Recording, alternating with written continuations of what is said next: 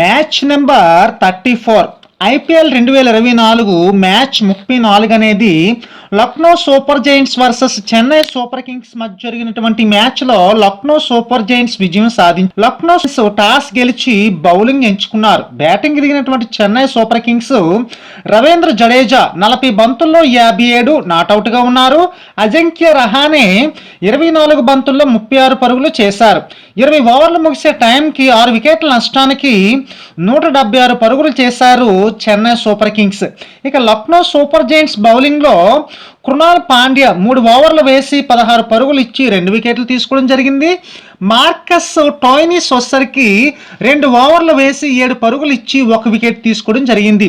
తర్వాత బ్యాటింగ్ దిగినటువంటి Lucknow Super Giants KL Rahul 53 బంతుల్లో 82 పరుగులు, క్వింటన్ డికాక్ 43 బంతుల్లో 54 పరుగులు చేశారు.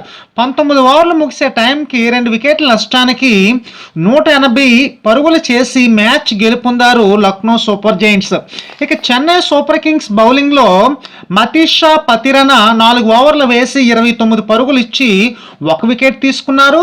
ముస్తాఫిజుర్ రెహమాన్ 4 ఓవర్లు వేసి 43 పరుగులు ఇచ్చి 1 వికెట్ తీసుకోవడం జరిగింది.